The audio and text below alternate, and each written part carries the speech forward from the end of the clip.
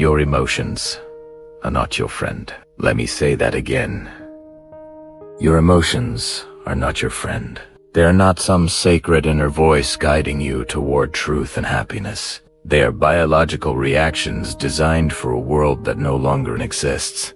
A world where immediate emotional responses meant the difference between life and death. But in today's world, your emotional reactions are sabotaging your success, destroying your relationships and keeping you trapped in cycles of regret and failure.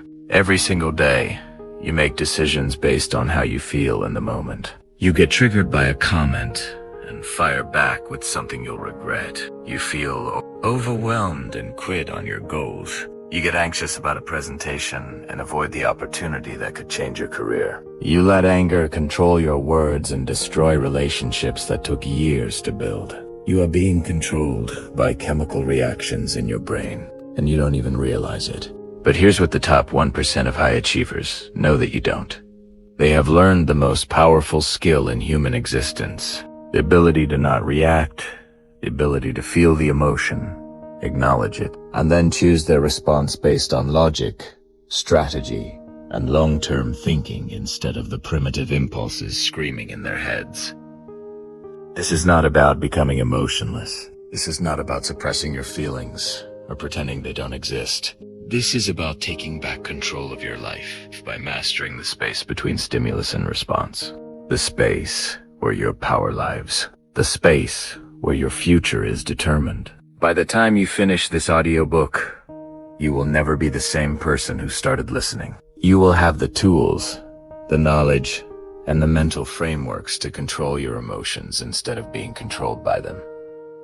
You will learn how to stay calm under pressure, make better decisions when stakes are high, and build the kind of unshakable inner strength that separates winners from everyone else. Chapter 1. The hidden cost of emotional reactivity. Most people have no idea how much their emotional reactions are costing them. They think it's normal to get triggered. They think it's human nature to lose control when things get difficult. They think that strong emotions are a sign of passion and authenticity. They are wrong. Dead wrong.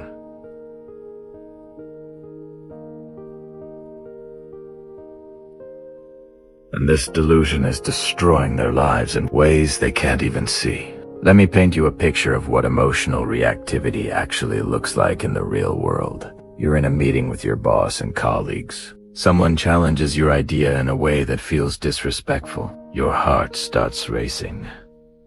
Your face gets hot. The voice in your head starts screaming about how unfair this is, how they don't understand your vision, how they're trying to make you look bad. And before you know it, you're defending yourself with an edge in your voice that makes everyone in the room uncomfortable. You've just damaged your professional reputation over a 60-second emotional reaction. Or maybe you're having an argument with your partner about something relatively minor. They say something that hits a nerve. Instead of staying calm and working toward a solution, you escalate. You bring up past grievances.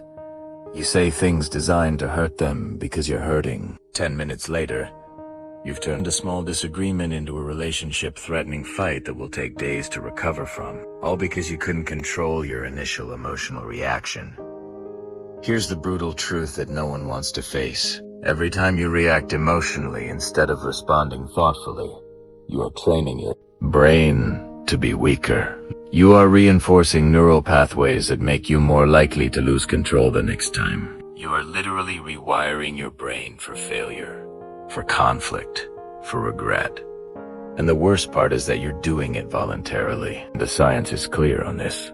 Every emotional reaction triggers the release of stress hormones like cortisol and adrenaline. These chemicals flood your system, cloud your judgment, and make it impossible to think clearly. But here's what most people don't realize. These hormones don't just disappear when the situation is over. They stay in your system for hours, sometimes days, affecting every decision you make, every interaction you have, every thought that crosses your mind. This means that one emotional reaction in the morning can sabotage your entire day. That argument with your spouse affects how you perform at work. That Stressful email triggers a cascade of poor decisions that ripple through your entire week. You become trapped in a cycle of reactivity where each emotional outburst makes the next one more likely. But the cost goes deeper than just your daily performance. Chronic emotional reactivity literally changes your brain structure. Studies using brain imaging technology show that people who regularly lose emotional control have smaller prefrontal cortexes. This is the part of your brain responsible for rational thinking, planning, and impulse control. In other words, the more you react emotionally, the less capable you become of thinking clearly and making good decisions. The financial cost of emotional reactivity is staggering.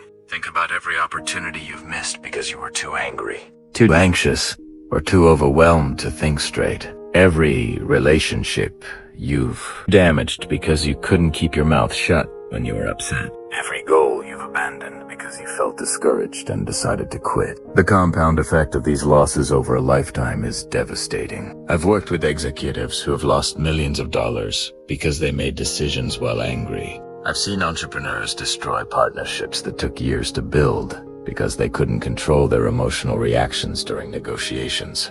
I've watched brilliant people sabotage their own careers by sending emails they wrote while frustrated or making presentations while anxious.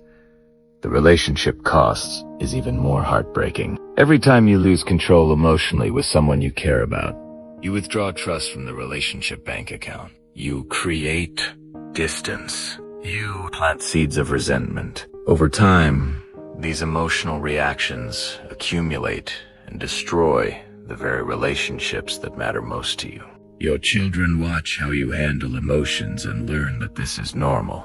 Your partner starts walking on eggshells around you because they never know what might trigger you. Your colleagues begin to see you as unreliable and unstable. Your reputation becomes one of someone who can't be counted on when things get tough. But perhaps the highest cost of emotional reactivity is what it does to your relationship with yourself. Every time you lose control, you lose respect for yourself. You know that you're capable of more. You know that you could have handled the situation better. But in the moment, you felt powerless against your own emotions. This creates a cycle of self-doubt and shame that erodes your confidence from the inside out. The good news is that this is completely within your control. Emotional reactivity is not your destiny. It's not written in your DNA. It's not an unchangeable part of who you are. It's a habit, and like any habit, it can be broken and replaced with something better. The question is whether you're willing to do the work to change it. Chapter 2. Why your brain is wired to sabotage you. To understand how to control your emotions, you first need to understand why your brain seems determined to make you lose control. The truth is, your emotional responses are not random or meaningless. They are the result of millions of years of evolution designed to keep your ancestors alive in a world full of immediate physical threats. But the world has changed dramatically, and your brain hasn't gotten the memo. Let me introduce you to the most important part of your brain that you've probably never heard of. The amygdala. This small almond-shaped structure sits deep in your brain and serves as your personal alarm system. Its job is to scan for threats and trigger immediate responses to keep you safe.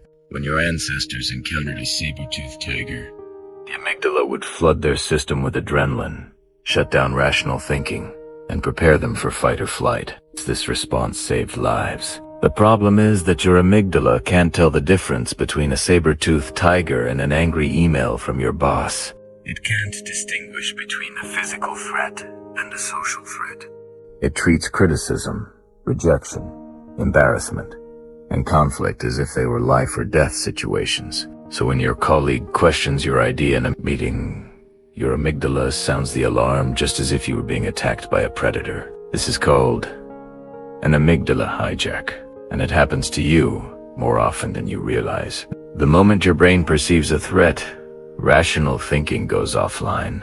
Blood flow is redirected away from your prefrontal cortex, the part of your brain responsible for logic, planning, and impulse control, and toward your limbic system, which controls emotional responses. You literally become less intelligent when you're emotionally activated. Here's what makes this even worse. Your amygdala learns from experience, but it's terrible at learning the right lessons. Every time you have an emotional reaction to something, your amygdala files that information away as evidence that the situation was actually dangerous. This means that things that triggered you once become more likely to trigger you again. Your brain is constantly expanding the list of things it considers threats. This is why people who've been hurt in relationships become hypersensitive to any sign of rejection or abandonment. Their amygdala has learned that emotional pain is dangerous, so it starts sounding alarms at the slightest hint that it might happen again. This is why people who have been criticized at work become defensive about any feedback, even when it's constructive and well-intentioned. Your amygdala also has a negativity bias. It's much better at remembering threats than rewards, failures than successes, pain than pleasure. This made sense when survival was the primary concern, because forgetting about a threat could get you killed, while forgetting about a reward was just unfortunate. But in today's world, this negativity bias means your brain is constantly looking for problems, dangers, and reasons to be upset. Another crucial factor is that your amygdala processes information much faster than your rational mind. It can identify a threat and trigger an emotional response in as little as 12 milliseconds. Your prefrontal cortex, the rational part of your brain, takes at least 500 milliseconds to process the same information. This means you're reacting emotionally long before you have a chance to think rationally about what's actually happening. This is why you sometimes find yourself getting angry or anxious, and then wondering why. Your emotional brain has already decided there's a threat, and started preparing your body for action before your rational brain even knows what's going on. By the time you're consciously aware of feeling angry, your heart is already racing, your muscles are tense, and stress hormones are flooding your system. The modern world makes this problem even worse, because we're constantly exposed to low-level stressors that keep our amygdala on high alert. Social media notifications, news headlines designed to trigger fear and outrage, work emails that demand immediate responses, traffic jams, financial pressures, relationships. Your brain is bombarded with signals that something might be wrong, which keeps your emotional alarm system in a constant state of activation. This chronic state of alert has serious consequences for your ability to think clearly and make good decisions. When your amygdala is constantly activated, it becomes hypersensitive. Things that wouldn't normally bother you start to feel overwhelming. Your threshold for emotional reactions gets lower and lower until even minor inconveniences can trigger major emotional responses. Sleep deprivation makes this even worse. When you don't get enough quality sleep, your amygdala becomes 40% more reactive to negative stimuli. This means you're literally more likely to lose emotional control when you're tired. Stress, poor nutrition, lack of exercise, and dehydration all have similar effects on your brain's ability to regulate emotions. But here's the part that will change everything for you. Understanding that your emotional reactions are automatic doesn't mean you're powerless against them. It means you can learn to work with your brain instead of against it. You can train your prefrontal cortex to override your amygdala. You can build new neural pathways that support emotional control instead of emotional reactivity. The key is recognizing that there is always a gap between the trigger and your response. It might be micros, seconds, but it exists, and in that gap lies your power. That's where you can choose to respond instead of react. That's where you can take back control of your life. Chapter 3. The 4 levels of emotional mastery. Not all emotional control is created equal. Most people think that managing emotions is a simple on-off switch. Either you're in control or you're not. Either you're calm or you're reactive. This black and white thinking is exactly why most people never develop real emotional mastery. True emotional control exists on 4 distinct levels, and understanding these levels is crucial for developing the kind of unshakable inner strength that separates champions from everyone else. Level 1 is unconscious reactivity. This is where most people spend their entire lives. At this level, you are completely at the mercy of your emotions. You feel something and you immediately act on it without any conscious choice in the matter. Someone says something that bothers you and you fire back instantly. You feel anxious about a situation and you avoid it without thinking. You get excited about an opportunity and you make impulsive decisions that you later regret. People at level 1 don't even realize they have a choice in how they respond to their emotions. They believe that their feelings are facts, that their emotional reactions are justified, and that other people are responsible for how they feel. They say things like, "You made me angry," or "I can't help the way I feel," or "I was just being honest about my emotions." They have zero awareness of the gap between stimulus and response. The problem with level 1 is that it makes you completely unpredictable and unreliable. People never know which version of you they're going to get. You might be calm and reasonable one day and explosive the next, depending on your mood, your stress level, and what's happening in your life. This unpredictability destroys trust in relationships and makes it impossible for others to count on you when things get difficult. Level 2 is conscious reactivity. This is where you become aware that you're having an emotional reaction, but you choose to act on it anyway. You know, you're angry. You know you're about to say something you'll regret, but you do it anyway because it feels justified in the moment. You recognize that you're being controlled by your emotions. But you tell yourself that this situation is different, that this time your reaction is warranted.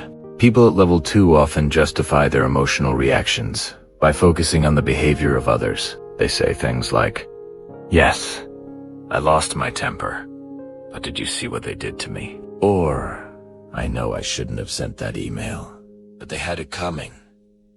They have awareness but no real control. They see the gap between stimulus and response but choose not to use it. Level 2 is actually more frustrating than level 1 because you know better but you still cooey and seem to stop yourself. You become trapped in a cycle of emotional reactions followed by guilt and regret, followed by promises to do better next time, followed by more emotional reactions. This creates a pattern of self-disappointment that erodes your confidence and self-respect over time. Level 3 is conscious response. This is where real emotional mastery begins. At this level, you feel the emotion.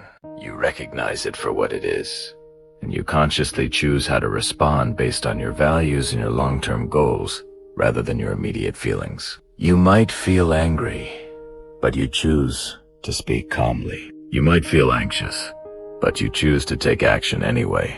You might feel disappointed, but you choose to focus on solutions rather than dwelling on problems. People at level 3 understand that emotions are information, not instructions. They recognize that feeling angry doesn't mean they have to act angry. They know that feeling anxious doesn't mean they're in actual danger. They've learned to create space between what they feel and how they respond, and they use that space to make choices that align with who they want to be, rather than how they happen to feel in the moment. This level requires significant practice, and so you have to become skilled at recognizing your emotional states as they arise, understanding what triggers them, and having a repertoire of alternative responses ready to deploy. You have to train yourself to pause, breathe, and think before you act. This doesn't happen overnight, but it is absolutely achievable with consistent effort. Level 4 is emotional alchemy. This is the highest level of emotional mastery, where you not only control your response to emotions, but actually transform the emotions themselves. Instead of just managing anger, you transform it into motivation. Instead of just coping with fear, you transform it into excitement. Instead of just dealing with disappointment, you transform it into curiosity about what you can learn from the experience. People at level 4 have developed such a deep understanding of their emotional patterns that they can often prevent negative emotions from arising in the first place. They have restructured their thinking patterns, their beliefs, and their mental models in ways that naturally generate more positive emotional states. When negative emotions do arise, they have the skills to quickly transform them into something more useful. This level is not about positive thinking or pretending that negative emotions don't exist. It is about developing such mastery over your internal state that you can consciously choose what to feel in any given situation. You become the director of your own emotional experience, rather than just an actor reading from a script you didn't write. The journey from level 1 to level 4 doesn't happen in a straight line. You might be at level 3 in some areas of your life, and level 1 in others. You might handle work stress like a champion, but completely lose control when dealing with family drama. The goal is not perfection, but progress. Each level represents a significant upgrade in your ability to create the life you want, rather than just reacting to the life that happens to you. Most people never make it past level 2 because they do you want to understand that emotional mastery is a skill that can be developed. They think that some people are just naturally good at controlling their emotions, while others aren't. This is completely false. Emotional control is like physical fitness. Some people might have better genetics, but anyone can get stronger with consistent training. The question you need to ask yourself is this: what level are you operating at right now? And more importantly, what level do you want to be operating at? Because once you make the decision to upgrade your emotional operating system, everything in your life will begin to change. Chapter 4. The STOP method for immediate emotional control. When you're in the middle of an emotional reaction, when your heart is racing and your mind is spinning, and every instinct in your body is telling you to lash out or run away or do something you'll regret, you need a system. You need a method that you can deploy immediately in real time to regain control before you do permanent damage to your relationships, your reputation, or your goals. Most advice about emotional control is useless in these moments because it requires you to think clearly when thinking clearly is exactly what you can't do. When you're emotionally hijacked, your prefrontal cortex is offline. You can't access complex strategies or remember detailed frameworks. You need something simple, something automatic, something that works even when your rational mind has temporarily left the building. This is where the STOP method comes in. 4 letters that represent 4 actions you can take in sequence to interrupt an emotional reaction and regain control of yourself before you make decisions you'll regret. This method is based on decades of neuroscience research and has been tested in the most high-pressure situations imaginable, from emergency rooms to battlefields to boardrooms. S stands for STOP. The moment you notice that you're having an emotional reaction, you must physically stop whatever you're doing. If you're typing an angry email, take your hands off the keyboard. If you're in the middle of an argument, close your mouth. If you're about to make an impulsive decision, step away from the situation. This physical stopping action sends a signal to your brain that you're taking control. The key to making this work is developing the ability to recognize the early warning signs of emotional activation. Your body always gives you clues before your emotions completely take over. Your heart starts beating faster. Your muscles tense up. Your breathing becomes shallow. You feel heat rising in your face or a knot forming in your stomach. These physical sensations are your cue to stop everything and implement the method. Most people miss these early warning signs because they're not paying attention to their bodies. They're lost in their thoughts, focused on the external situation, completely unaware of what's happening internally until they're already in full reaction mode. Learning to tune in to your physical sensations is like installing an early warning system that gives you time to implement control strategies before it's too late. The stop action needs to be decisive and complete. You can't sort of stop or partially stop. You have to completely disengage from whatever you were doing. This might feel awkward at first, especially if you're in the middle of a conversation or a meeting. But the temporary awkwardness of stopping is nothing compared to the lasting damage of saying or doing something you'll regret.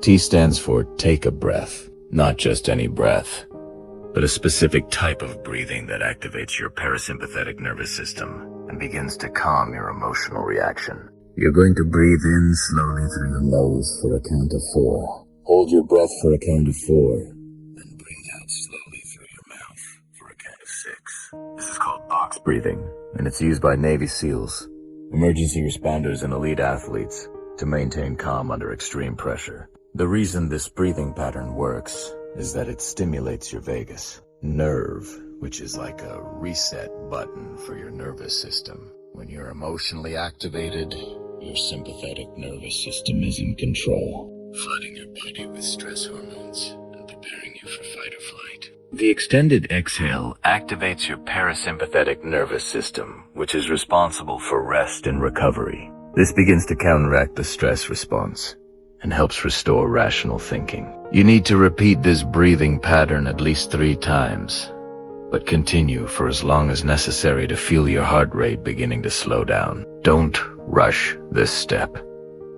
The goal is not just to calm down enough to function, but to calm down enough to think clearly and make good decisions. This might take 30 seconds or it might take 5 minutes. Give yourself whatever time you need. O stands for observe. Now that you've stopped the action and begun to regulate your nervous system, you need to objectively observe what's actually happening, both internally and externally. What emotion are you feeling? What thoughts are running through your mind? What physical sensations are you experiencing? What is actually happening in the external situation as opposed to what you're interpreting or assuming is happening? This observation step is crucial because emotional reactions are often based on interpretations rather than facts. Someone doesn't return your text message, and you interpret that as rejection or disrespect when they might just be busy. A colleague challenges your idea, and you interpret that as a personal attack when they might just be trying to make the project better. Your partner seems distant, and you interpret that as evidence they don't love you anymore when they might just be stressed about work.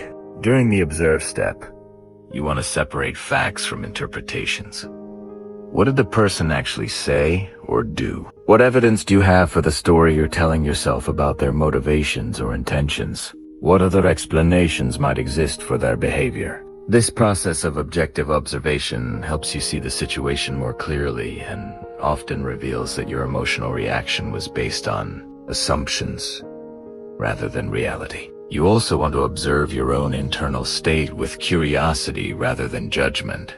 Don't beat yourself up for having an emotional reaction. Don't tell yourself you shouldn't feel the way you feel. Just notice what's happening with the same objective interest you might have in watching a nature documentary. This emotional is arising. This thought pattern is active. This physical sensation is present.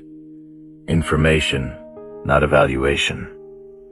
P stands for proceed. Now that you've stopped the reactive behavior, regulated your nervous system, and objectively observed the situation, you can proceed with a conscious response rather than an unconscious reaction. But this doesn't mean jumping right back into action. The proceed step involves making a conscious choice about how you want to respond based on your values, your goals, and your long-term interests, rather than your immediate emotional impulses. Ask yourself what response would be most aligned with the person you want to be and the outcome you want to create. If your goal is to maintain a good relationship with this person, what response would serve that goal? If your goal is to solve a problem, what response would be most effective? If your goal is to maintain your reputation and integrity, what response would support that goal? Sometimes the best choice in the proceed step is to not respond at all. At least, not immediately. You might decide that you need more information before you can respond effectively. You might realize that you're still too emotionally activated to respond in a way that aligns with your values. You might determine that the situation doesn't actually require a response from you at all. Other times, the proceed step might involve having a conversation, but approaching it differently than you would have if you had reacted immediately. Instead of defending yourself, you might ask questions to better understand the other person's perspective. Instead of making accusations, you might express how you interpreted their words or actions and ask for clarification. The stop method becomes more powerful the more you practice it. At first, you might only remember to use it after you've already reacted emotionally. That's normal and still valuable because it helps you develop awareness of your patterns. Gradually, you'll start to catch yourself earlier in the process. Maybe after you've started to react, but before you've done serious damage. Eventually, You'll be able to implement the method as soon as you notice the early warning signs of emotional activation. The goal is not to never have emotional reactions. The goal is to never let those reactions control your behavior in ways that work against your best interests. The STOP method gives you the tools to create space between stimulus and response. And in that space lies the power to create the life you want rather than just reacting to the life that happens to you. Chapter 5. Advanced Techniques for Emotional Regulation. Once you've mastered the STOP method and can reliably catch yourself before emotional reactions spiral out of control, you're ready for the advanced techniques that separate true masters of emotional regulation from people who just have basic impulse control. These techniques go beyond damage control and move into the realm of emotional optimization, where you and should just manage your emotions, but actually use them as tools for peak performance and enhanced decision. The first advanced technique is cognitive reframing. This is the ability to consciously change how you interpret a situation in order to change your emotional response to it. Most people think their emotions are caused by external events, but the truth is that emotions are caused by your interpretation of events. Change your interpretation and you change your emotional experience. Let me give you a concrete example. Imagine you're giving a presentation and you notice that several people in the audience are looking at their phones. Your initial interpretation might be that they're bored, that your presentation is terrible, that you're failing. This interpretation triggers feelings of anxiety, embarrassment, and self-doubt. But what if you reframed the situation? What if you interpreted their phone usage as evidence that they're so engaged with your ideas that they're taking notes or looking up related information? Suddenly, the same external situation triggers completely different emotions.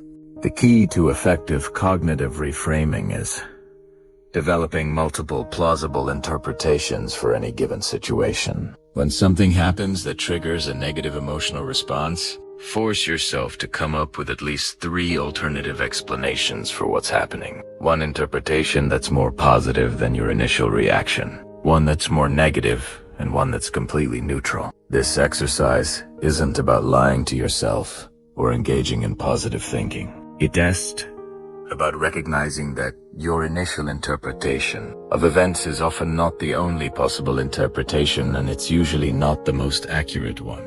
Your brain has a tendency to jump to conclusions based on incomplete information, past experiences, and cognitive biases. Reframing forces you to consider other possibilities and choose the interpretation that's most useful for your goals and well-being. The second advanced technique is emotional labeling.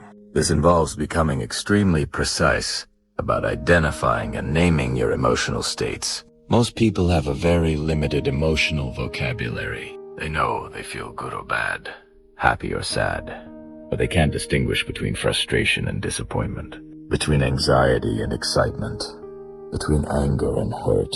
This lack of precision makes it much harder to regulate your emotions because you can't manage what you can't clearly identify. It's like trying to fix a car engine when you can only describe the problem as not working right. The more specifically you can identify what you're feeling, the more specifically you can address it. Emotional labeling works by activating your prefrontal cortex and reducing activity in your amygdala. When you put a precise name to an emotion, you literally change your brain state in ways that make the emotion less overwhelming and more manageable. Research shows that people who regularly practice emotional labeling have better emotional regulation, lower stress levels, and improved decision-making abilities. To develop this skill, start by expanding your emotional vocabulary. Instead of just feeling bad, get specific. Are you feeling disappointed, frustrated, overwhelmed, anxious, angry, hurt, or something else entirely? Instead of feeling good, are you feeling satisfied, excited, proud, grateful, content, or energized? The more precise you can be, the more control you'll have over your internal state. The third advanced technique is somatic regulation. This involves using your body to regulate your emotions rather than trying to control your emotions with your mind alone. Your emotional state and your physical state are intimately connected through your nervous system. By consciously changing your physical state, you can directly influence your emotional state. Progressive muscle relaxation is one of the most effective somatic regulation techniques. Starting with your toes and working your way up to your head, systematically tense each muscle group for 5 seconds. Then release the tension and notice the feeling of relaxation. This process helps discharge the physical energy that builds up during emotional activation and sends a signal to your nervous system that it is safe to relax. Cold exposure is another powerful somatic regulation tool. Taking a cold shower, splashing cold water on your face, or even holding ice cubes can activate your vagus nerve and quickly shift your nervous system from sympathetic activation to parasympathetic recovery. The shock of the cold forces your body to adapt, which builds resilience and improves your ability to handle stress and emotional intensity. Movement and exercise are also crucial for emotional regulation. When you're emotionally activated, your body is prepared for action. If you don't provide an outlet for that energy, it stays trapped in your system and maintains the emotional state. Even a few minutes of vigorous movement can help process the energy and return your system to baseline. The fourth advanced technique is timeline reframing. This involves consciously shifting your perspective on time to reduce the emotional impact of current difficulties. When you're in the middle of an emotional reaction, your brain has a tendency to catastrophize and assume that current problems will last forever or have permanent consequences. Timeline reframing works by asking yourself how you'll feel about the current situation in different time frames. How will you feel about this in 1 hour, 1 day, 1 week, 1 month, 1 year? This exercise helps put temporary problems in perspective and reduces the emotional charge around them. You can also use timeline reframing to connect with your future self. Imagine yourself 5 years from now, having successfully navigated this situation and many others like it. What advice would that future version of yourself give you about how to handle the current challenge? This perspective often reveals that the situation is less serious than it initially appeared and suggests more effective responses than emotional reactivity. The fifth advanced technique is energy management. This recognizes that your capacity for emotional regulation is not unlimited. You have a finite amount of mental energy each day, and emotional regulation requires a significant portion of that energy. If you're constantly having to regulate intense emotions, you'll eventually experience decision fatigue and lose the ability to maintain control. Energy management involves being strategic about when and where you expend your emotional regulation resources. This might mean avoiding certain people or situations when you're already stressed or tired. It might mean scheduling difficult conversations for times when you're most mentally fresh. It might mean building recovery time into your day to restore your emotional regulation capacity. Sleep, nutrition, exercise, and stress management all play crucial roles in maintaining your emotional regulation energy. When you're sleep deprived, hungry, sedentary, or chronically stressed, your capacity for emotional control is dramatically reduced. Taking care of your physical health is not separate from emotional mastery. It's an essential component of it. These advanced techniques require practice and patience to master. Don't try to implement all of them at once. Choose 1 or 2 that resonate most with you, and focus on developing competency with those before adding others to your toolkit. Remember, the goal is not to never feel difficult emotions, but to respond to those emotions in ways that align with your values and support your long-term goals. With consistent practice, these techniques will become automatic responses that serve you in any situation life presents. Chapter 6. Building emotional resilience for long-term success. Controlling your emotions in the moment is crucial, but it's only half of the equation. The other half is building the kind of deep, unshakable emotional resilience that makes you not just strong enough to survive emotional challenges, but actually stronger because of them. This is what separates people who occasionally manage their emotions from people who have transformed their entire relationship with difficulty, stress, and adversity. Most people approach emotional resilience completely backwards. They wait until they're in crises to try to develop coping skills. They wait until they're overwhelmed to try to build stress management techniques. They wait until they're burned out to try to create better boundaries. This is like waiting until you're drowning to learn how to swim. By the time you need the skills, it's too late to develop them effectively. True emotional resilience is built during calm periods, not during storms. It's developed through consistent daily practices that strengthen your emotional immune system so that when challenges arise, you're already prepared to handle them with grace and effectiveness. Just like physical fitness, emotional fitness requires regular training, not just crisis intervention. The foundation of emotional resilience is what I call baseline optimization. This is the daily maintenance of your mental, emotional, and physical state that keeps you operating at peak capacity. When your baseline is strong, you can handle much more stress and challenge before reaching your breaking point. When your baseline is weak, even minor difficulties can overwhelm your system. Sleep is the non-negotiable foundation of baseline optimization. When you're sleep deprived, your amygdala becomes hyperactive, while your prefrontal cortex becomes sluggish. This means you're more likely to have emotional reactions and less able to control them. The research is absolutely clear on this. People who sleep less than 7 hours per night have dramatically reduced emotional regulation capacity. But it's not just about quantity of sleep. It's about quality. Your bedroom needs to be completely dark, cool, and quiet. No screens for at least an hour before bed. No caffeine after 2 o'clock p.m. A consistent sleep schedule that doesn't vary by more than 30 minutes, even on weekends.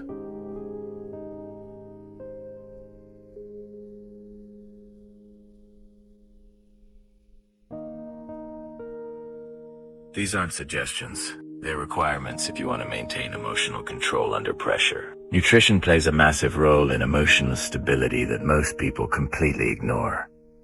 Your brain runs on glucose, and when your blood sugar is unstable, so are your emotions. Skipping meals, eating processed foods, consuming too much caffeine, and drinking alcohol all create biochemical conditions that make emotional regulation much more difficult. The solution is not complex, but it requires discipline. Eat protein with every meal to stabilize blood sugar. Consume omega-3 fatty acids to support brain health. Stay hydrated throughout the day. Avoid foods that cause inflammation, which includes most processed foods, excessive sugar, and foods you're sensitive to. Your emotional state is directly connected to your nutritional state. Whether you realize it or not, physical exercise is not optional for emotional resilience. When you exercise regularly, you increase production of brain-derived neurotrophic factor, which literally grows new brain cells and strengthens neural connections. You also increase production of neurotransmitters like serotonin and dopamine, which regulate mood and motivation. Perhaps most importantly, exercise provides a controlled stress that builds your capacity to handle uncontrolled stress. But the type of exercise matters. You need both cardiovascular exercise to build stress tolerance and strength training to build physical confidence and mental toughness. You also need some form of movement that challenges your coordination and focus, like martial arts, dance, or sports. This builds the mind-body connection that's essential for emotional regulation. The second pillar of emotional resilience is cognitive flexibility. This is your ability to see situations from multiple perspectives, generate creative solutions to problems, and adapt your thinking when circumstances change. People with low cognitive flexibility get stuck in rigid thought patterns that amplify emotional reactions. People with high cognitive flexibility can find opportunity in adversity and maintain emotional equilibrium even when things do and go according to plan. One of the most powerful ways to build cognitive flexibility is through regular exposure to different perspectives and ideas. Read books by authors who disagree with your worldview. Engage in conversations with people who have different backgrounds and beliefs. Travel to places that challenge your assumptions about how life works. The goal is not to abandon your values, but to expand your mental models and increase your ability to see situations from multiple angles. Another crucial component of cognitive flexibility is developing comfort with uncertainty and ambiguity.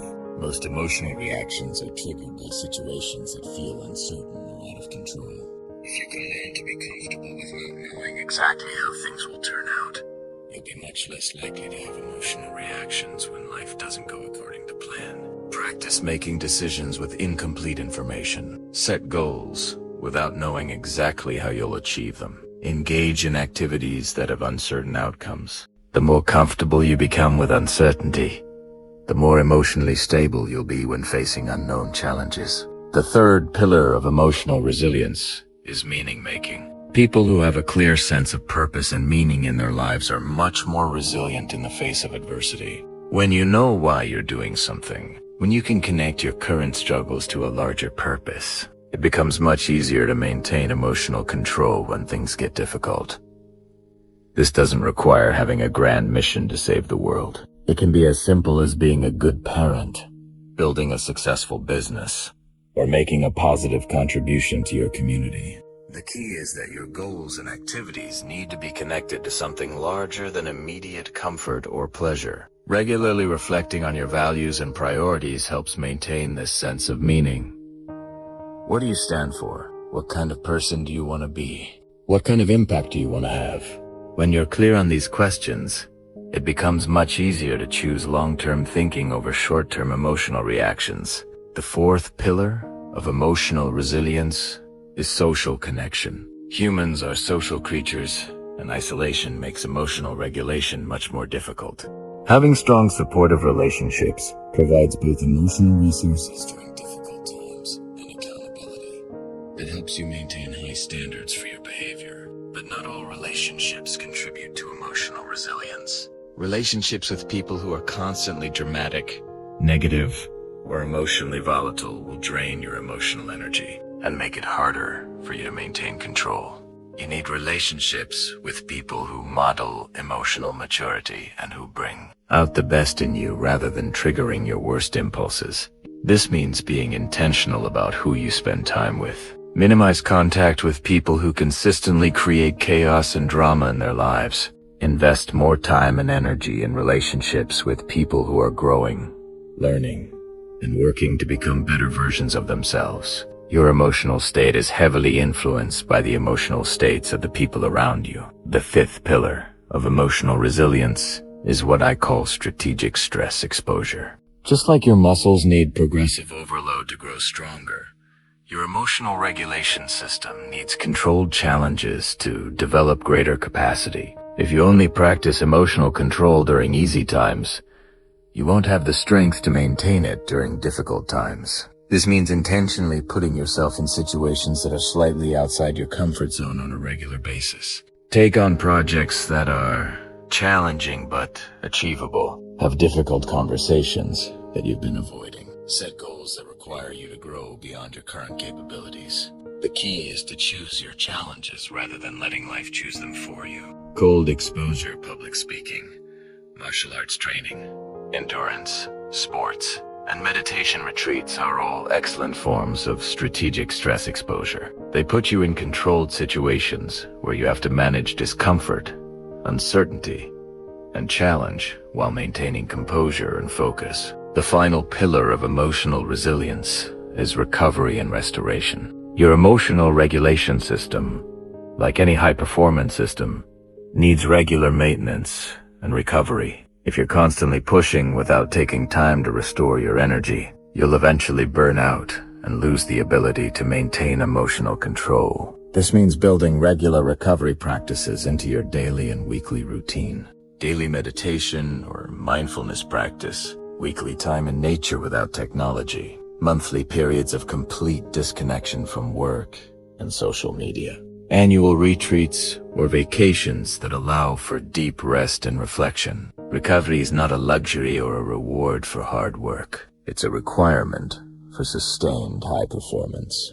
Without adequate recovery, your emotional regulation capacity will gradually decline, and you'll find yourself becoming more reactive, more irritable, and less able to handle the normal challenges of life.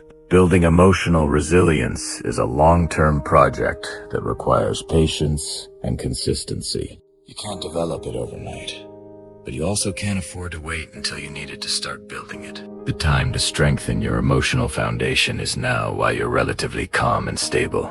Because when the storms of life hit, and they will hit, you want to be the person who remains unshakable while others are falling apart around you. Chapter 7.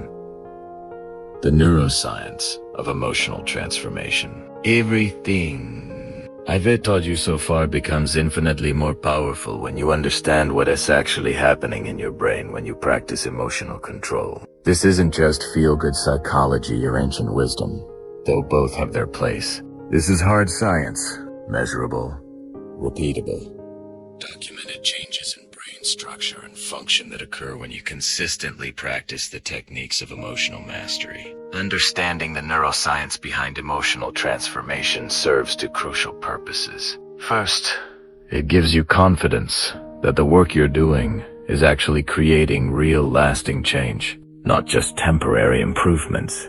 Second, it helps you optimize your practice by understanding which specific actions create the most significant neurological changes. Let's start with neuroplasticity, which is your brain's ability to reorganize itself by forming new neural connections throughout your life. For most of human history, scientists believed that adult brains were fixed and unchangeable. If you had certain emotional patterns or tendencies, you were stuck with them for life. We now know this is completely false. Your brain is constantly rewiring itself based on your thoughts, emotions, and behaviors. Every time you choose a thoughtful response over an emotional reaction, you strengthen the neural pathways associated with self-control and weaken the pathways associated with reactivity. Every time you practice the stop method, you're literally building new brain circuitry that makes emotional control easier and more automatic. The key insight is that your brain doesn't distinguish between what you're rethinking about and what you're actually experiencing. When you mentally rehearse staying calm under pressure, your brain creates the same neural connections as if you had actually stayed calm under pressure. This means you can accelerate your emotional development by regularly visualizing yourself handling challenging situations with grace and composure. The most dramatic neuroplastic changes occur in the prefrontal cortex, which is your brain's executive center. This region is responsible for planning, decision, impulse control, and emotional regulation. People who regularly practice emotional control techniques show increased gray matter density in this area, meaning they literally have more brain tissue dedicated to rational thinking and self. Meanwhile, the amygdala, your brain's alarm system, actually shrinks in people who practice emotional regulation. This doesn't mean you become emotionless. It means your threat detection system becomes more accurate and less likely to trigger false alarms. You develop the ability to distinguish between real threats that require immediate action and perceived threats that can be handled through thoughtful response. The anterior cingulate cortex is another crucial region that changes with emotional training. This area is responsible for attention, regulation, and conflict monitoring. It helps you notice when you're rehabbing an emotional reaction and redirects your attention toward more constructive responses. People with stronger anterior cingulate cortexes are better at catching themselves before emotional reactions spiral out of control. The insula, which processes bodily sensations and connects them to emotional experiences, also becomes more developed in people who practice emotional awareness. This enhanced body awareness is what allows you to notice the early warning signs of emotional activation before they become full-blown reactions. You become more sensitive to changes in heart rate, muscle tension, breathing patterns, and other physical indicators of emotional state. One of the most fascinating discoveries in neuroscience is that emotional regulation practice actually changes the default mode network of your brain. This is the network of brain regions that is active when you're not focused on a specific task, often called the monkey mind because it tends to jump from thought to thought without direction. In people who don't practice emotional control, the default mode network tends to generate repetitive, often negative thought patterns. Worry, rumination, self-criticism, and anxiety become the brain's default state. But in people who regularly practice emotional regulation techniques, The default mode network becomes quieter and more peaceful. The baseline state becomes calm and centered rather than agitated and reactive. The neurotransmitter systems in your brain also undergo significant changes with emotional training. Serotonin, which regulates mood and social behavior, increases with regular practice of emotional control techniques. Dopamine, which governs motivation and reward, becomes more stable and less dependent on external validation. GAB. Your brain's primary inhibitory neurotransmitter increases, which helps reduce anxiety and promote feelings of calm. Perhaps most importantly, the stress hormone cortisol becomes much better regulated in people who practice emotional control.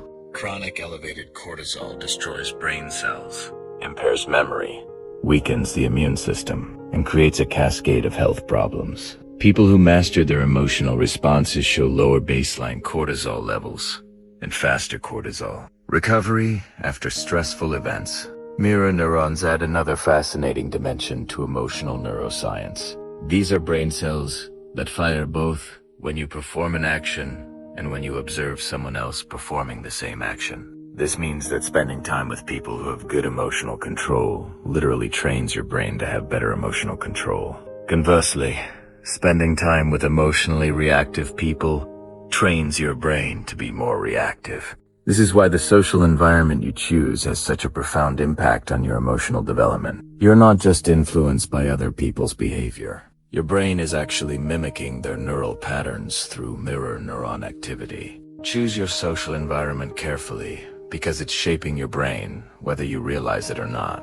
The research on meditation and mindfulness provides some of the clearest evidence of how emotional practices change brain structure. Studies using brain imaging technology show that just 8 weeks of regular meditation practice creates measurable changes in brain structure. The hippocampus associated with learning and memory increases in size. The amygdala decreases in reactivity. The prefrontal cortex becomes more active and better connected to other brain regions. But you don't need to become a meditation master to benefit from these neuroplastic changes. Any consistent practice that involves observing your thoughts and emotions without immediately reacting to them will create similar brain changes. The key factors are consistency, attention, and non-reactive awareness. Breathing exercises create particularly rapid neurological changes, because the vagus nerve, which connects your brain to your body's relaxation response, can be directly influenced through conscious breathing patterns. The box breathing technique I taught you earlier literally activates your parasympathetic nervous system within seconds, creating immediate neurological changes that promote calm and clear thinking. Progressive muscle relaxation works by strengthening the connection between your prefrontal cortex and your motor cortex. When you consciously tense and release muscle groups, you're practicing voluntary control over your body's stress response system. This builds neural pathways that make it easier to consciously relax when you're emotionally activated. The cognitive reframing techniques I discussed earlier work by strengthening connections between your prefrontal cortex and your limbic system. Every time you consciously choose a different interpretation of events, you're building neural highways that make optimistic, solution-focused thinking more automatic and pessimistic, problem-focused thinking less automatic. Understanding these neurological mechanisms can help you stay motivated during difficult periods of your emotional development. When you're struggling to control your reactions, when old patterns seem to be reasserting themselves, when progress feels slow or non-existent, remember that your brain is literally rewiring itself at the cellular level. Changes that feel invisible from the inside are creating measurable transformations in your neural architecture. The timeline for neuroplastic changes varies depending on the specific technique and the consistency of practice. But most people begin to notice differences in their emotional reactivity within 2 to 4 weeks of regular practice. Significant structural changes in brain gray matter typically occur within 8 to 12 weeks. Complete transformation of emotional patterns usually takes 6 months to 2 years of consistent practice. This is both encouraging and sobering. Encouraging because it means that lasting change is absolutely possible and backed by hard science. Sobering because it means there are no shortcuts or quick fixes. Emotional mastery requires the same kind of patient, consistent training as physical fitness or musical skill. But here's what makes it all worthwhile. Once these neural changes become established, they tend to be permanent. Unlike temporary behavior modifications that require constant effort to maintain, neuroplastic changes create new baseline patterns that become your brain's default mode of operation. The person who struggles to control their emotions becomes the person who naturally responds with wisdom and composure. The neuroscience of emotional transformation proves that you are not stuck with the emotional patterns you developed in childhood, or the reactive tendencies that have characterized your adult life. Your brain is plastic, adaptable and constantly changing based on how you use it. Every moment of emotional control practice is an investment in the literal rewiring of your neural circuitry for greater peace, effectiveness, and life satisfaction. Chapter 8. Mastering emotional control in high-pressure situations. Everything you've learned so far gets tested when the stakes are high and the pressure is intense. It is one thing to practice emotional control during your morning meditation or when you're having a minor disagreement with a coworker. It's entirely different when you're facing a crisis that could destroy your career and your relationship, or threaten everything you've worked to build. High-pressure situations reveal who you really are beneath the surface.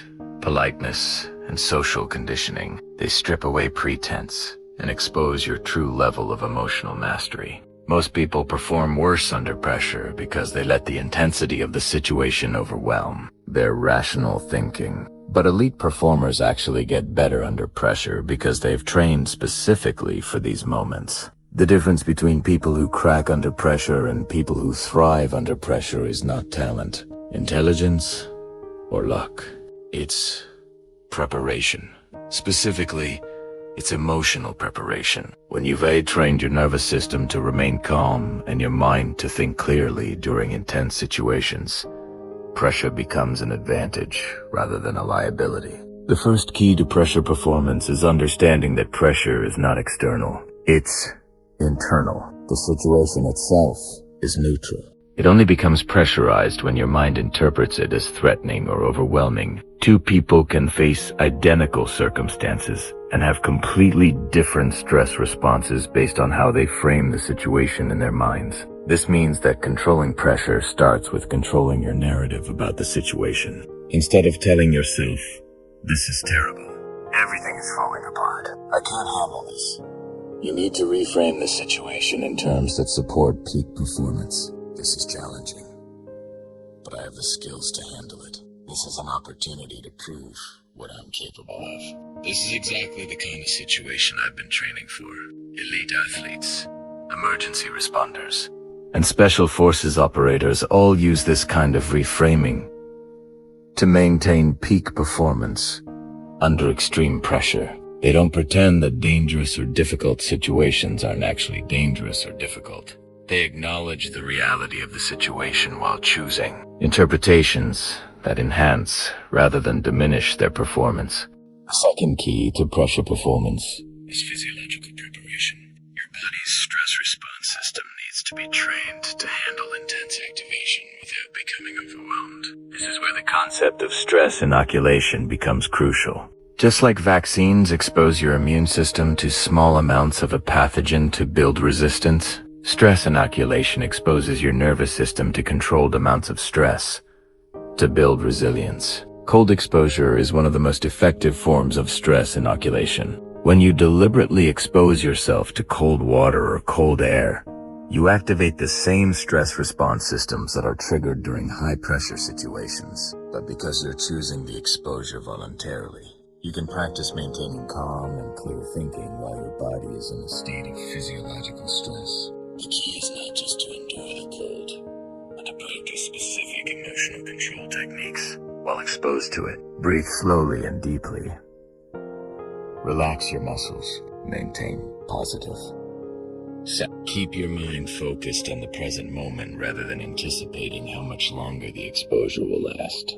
These are exactly the same skills you need during high-pressure situations. High-intensity exercise serves a similar function. When you push yourself to your physical limits during workouts, you're training your ability to maintain mental discipline while your body is under extreme stress. The discomfort you feel during intense exercise is similar to the discomfort you feel during high-pressure situations. Learning to stay mentally tough during physical challenges translates directly to staying mentally tough during emotional challenges. The third key to pressure performance is attention management. Under pressure, your mind tends to scatter in multiple directions simultaneously. You start thinking about all the things that could go wrong, all the people who are watching, all the consequences of failure. This divided attention makes it impossible to perform at your best because peak performance requires complete focus on the task at hand. The solution is to develop what I call laser focus. This is the ability to concentrate all of your mental energy on the specific actions you need to take right now in this moment to handle the situation effectively. Everything else becomes irrelevant background noise that you acknowledge but don't engage with. Developing laser focus requires practice during low-pressure situations. Set a timer for 10 minutes and choose a single task to focus on completely. Every time your mind wanders to something else, gently bring your attention back to the task. Start with simple tasks, like reading a book or doing basic math problems. Then gradually increase the complexity and add distractions. During high-pressure situations, use the same technique. Identify the most important action you need to take right now and focus completely on that action. Don't think about the next 10 steps. Just focus on the immediate next step. Don't think about all the people who are depending on you. Just focus on the specific task in front of you. The fourth key to pressure performance is emotional granularity. Most people experience pressure as a generic feeling of stress or anxiety. But stress and anxiety are umbrella terms that cover many different specific emotions. The more precisely you can identify what you're actually feeling, the more effectively you can address it. Are you feeling anxious about the outcome, or are you feeling excited about the challenge? Are you feeling overwhelmed by the complexity of the situation, or are you feeling focused by the clarity of what needs to be done? Are you feeling afraid of failure, or are you feeling motivated to succeed? The physiological sensations might be similar, but the meanings and the appropriate responses are very different. Practice emotional labeling during calm periods so that you can access this skill during intense periods. Keep an emotion journal where you identify specific emotions you experience throughout the day. Learn the difference between frustration and disappointment, between anxiety and excitement, between anger and hurt. The more nuanced your emotional vocabulary becomes, the more precisely you can regulate your emotional state. The fifth key to pressure performance is process focus versus outcome focus. Under pressure, most people become obsessed with results. They think constantly about whether they're going to succeed or fail, what other people will think, what the consequences will be. This outcome focus creates additional pressure and divides attention away from the actions that actually determine the outcome. Elite performers focus on process rather than outcomes. They concentrate on executing the specific skills and strategies they've trained, trusting that good processes will lead to good outcomes. A surgeon focuses on making precise incisions, not on whether the patient will survive. A pilot focuses on following proper procedures, not on whether the plane will crash.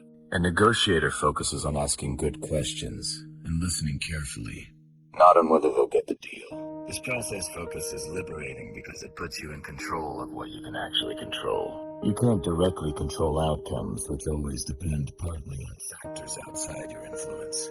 But you can control your effort, your attention, your technique, and your attitude. When you focus on these controllable factors, pressure decreases and performance improves. The sixth key to pressure performance is contingency planning. One of the reasons high-pressure situations feel so overwhelming is that they often involve unexpected developments that we have unprepared for. When you don't know how you'll respond if things go wrong, the uncertainty itself becomes a source of additional pressure. Elite performers reduce this uncertainty by thinking through multiple scenarios in advance and developing specific plans for each possibility. They ask themselves, what will I do if this happens? What about if that happens? How will I respond if everything goes wrong? This mental rehearsal builds confidence and reduces the cognitive load during actual high-pressure situations. But contingency planning has to be balanced with present moment focus. You want to have plans ready for different scenarios, but once you're in the situation, you need to focus on executing your current plan rather than constantly second-guessing and revising. The time for planning is before the pressure situation, not during it.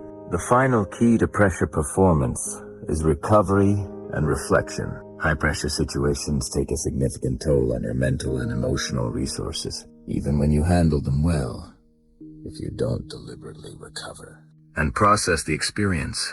You'll gradually become more vulnerable to pressure rather than more resilient after any high-pressure situation. Take time to deliberately decompress. Use breathing exercises, physical movement, or relaxation techniques to help your nervous system return to baseline. Avoid making major decisions or engaging in additional stressful activities until you've had time to recover. Then, once you've recovered, reflect on the experience with curiosity rather than judgment. What worked well? What could you improve? What did you learn about yourself and your capabilities? How can you apply these lessons to future high-pressure situations? This reflection process helps consolidate the learning and builds confidence for handling similar situations in the future. Remember, pressure is a privilege. It means you're in situations that matter, facing challenges that are worthy of your best effort. Most people spend their lives avoiding pressure and therefore never discover what they're truly capable of. When you learn to thrive under pressure, you gain access to opportunities and achievements that are impossible for people who crumble when the stakes are high. Chapter 9. Transforming negative emotions into fuel for success. Most people treat negative emotions like toxic waste that needs to be disposed of as quickly as possible. They try to suppress anger, avoid sadness, eliminate fear, and escape frustration. This approach is not only ineffective, it's counterproductive. Negative emotions contain enormous amounts of energy and information that, when properly harnessed, can become rocket fuel for achieving your most ambitious goals. The problem is not that you experience negative emotions. The problem is that you don't know how to transform them into something useful. You let them drain your energy instead of directing that energy toward productive action. You let them cloud your judgment instead of using them to clarify your priorities. You let them paralyze you instead of using them to motivate breakthrough performance. Every negative emotion you experience is your psyche's way of communicating important information about your situation, your values, and your goals. Anger tells you that something important to you is being threatened or violated. Fear tells you that you're facing uncertainty or potential loss. Sadness tells you that you've lost something valuable or meaningful. Frustration tells you that you're being blocked from something you want. Instead of trying to make these emotions go away, you need to learn how to decode their messages and channel their energy in productive directions. This is the difference between emotional suppression, which weakens you, and emotional alchemy, which strengthens you. Let's start with anger, which is perhaps the most misunderstood and mismanaged emotion. Most people either explode with anger, destroying relationships and creating regret, or they suppress anger, letting it build up until it explodes anyway or turns into resentment and bitterness. Both approaches waste the enormous energy that anger contains. Anger is your psyche's emergency response to perceived injustice or threat. It floods your system with energy and focus to help you fight back against whatever's attacking you or what you value. This energy can be destructive when directed at other people through blame, criticism, or aggression, but it can be incredibly productive when directed towards solving problems, overcoming obstacles, and creating positive change. The key to transforming anger is to separate the energy from the target. Instead of directing your anger at the person or situation that triggered it, redirect that energy toward constructive action. Use the focus and determination that anger provides to work harder on your goals, to solve problems more aggressively, to push through obstacles that would normally stop you. Some of the greatest achievements in human history have been fueled by transformed anger. Entrepreneurs who built billion-dollar companies because they were angry about problems that weren't being solved. Athletes who dominated their sports because they were angry about being underestimated. Activists who changed the world because they were angry about injustice. The emotion that destroys most people became the driving force for extraordinary success. Fear is another emotion that most people handle completely wrong. They try to eliminate fear, or they let fear paralyze them into inaction. But fear contains crucial information about what matters most to you. You only feel afraid about losing things that are valuable to you or failing at things that are important to you. Fear is your internal guidance system pointing you toward what you need to protect or pursue. The goal is not to eliminate fear, but to dance with it. Acknowledge the fear. Extract the information it's providing. Then take action, despite the fear. This is what courage actually is. Not the absence of fear, but intelligent action in the presence of fear. Every time you act courageously, you build confidence and reduce the grip that fear has on your life. Fear also serves as an excellent filtering mechanism for opportunities and goals. If something doesn't scare you at least a little bit, it's probably not challenging enough to be worth pursuing. The goals that frighten you are usually the ones with the highest potential for growth and achievement. Instead of avoiding these goals, let your fear guide you toward them. Sadness and disappointment are emotions that most people try to avoid at all costs, but they contain some of the most valuable information your psyche can provide. Sadness tells you what you truly value by showing you what hurts to lose. Disappointment tells you what you genuinely want by showing you what hurts not to achieve. Most people experience sadness and disappointment as pure loss, but they're actually clarifying experiences. They help you distinguish between what you think you want and what you actually want, between what others expect you to value and what you authentically value. This clarity is invaluable for making better decisions about how to invest your time, energy, and resources. Sadness also creates empathy and connection with others who have experienced similar losses. Many of the most meaningful relationships and the most impactful contributions are born from shared experiences of sadness and recovery. Instead of viewing sadness as weakness, recognize it as a sign of your capacity to love deeply and care authentically. Frustration is perhaps the most commonly experienced negative emotion in modern life, and it is also the most commonly wasted. Frustration arises when there's a gap between where you are and where you want to be, between what's happening and what you want to happen. Most people let frustration drain their energy through complaining, blaming, or giving up. But frustration is actually a signal that you care deeply about improvement and progress. The energy of frustration can be transformed into determination and persistence. Instead of being frustrated by obstacles, become fascinated by them. Instead of being frustrated by setbacks, become more committed to finding solutions.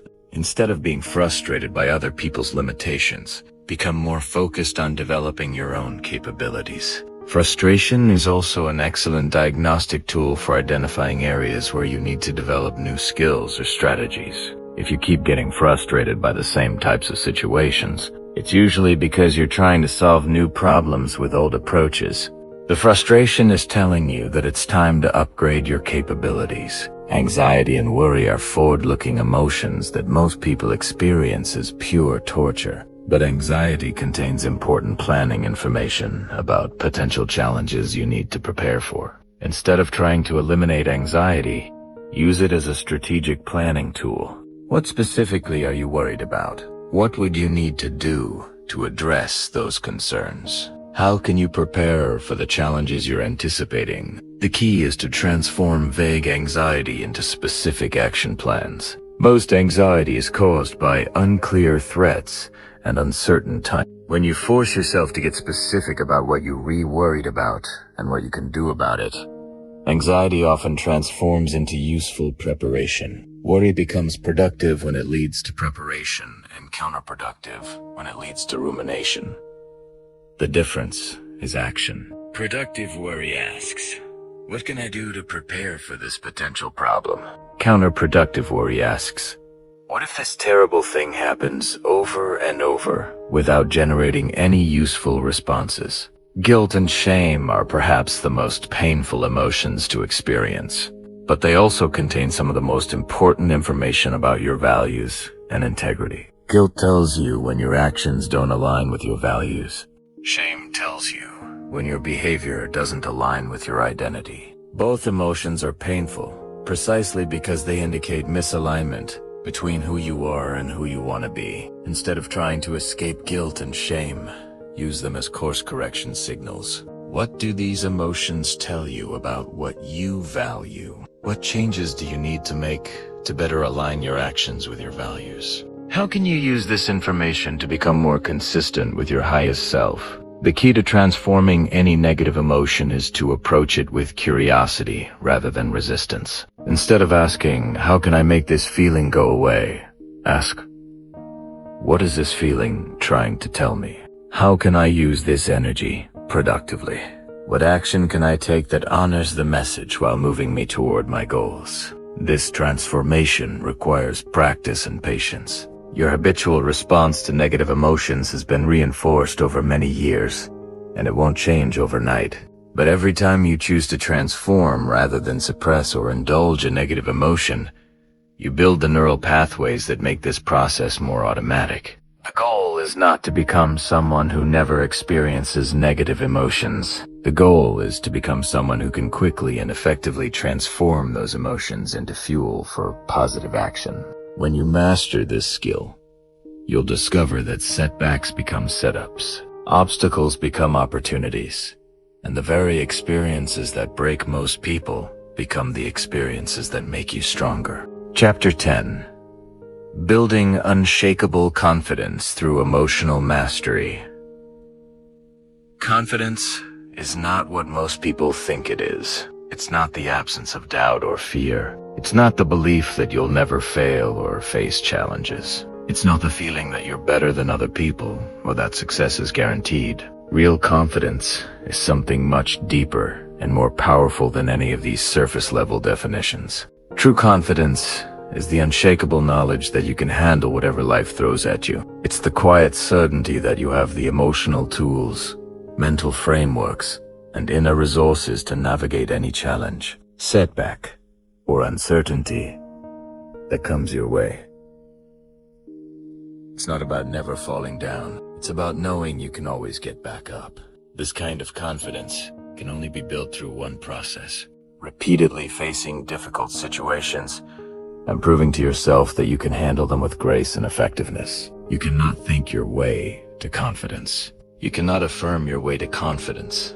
You cannot fake your way to confidence. You can only build confidence through evidence, and evidence comes from action. But here's what most people get wrong about building confidence. They think they need to wait until they feel confident before they take action. They think confidence is a prerequisite for facing challenges rather than a result of facing challenges. This backwards thinking keeps them trapped in cycles of self-doubt and limitation, because they're waiting for a feeling that can only come from doing the very things they were afraid to do. The confidence-building process works in reverse. You take action despite feeling uncertain or afraid. You handle the situation better than you expected. You extract the lessons and grow stronger. Your brain updates its assessment of your capabilities.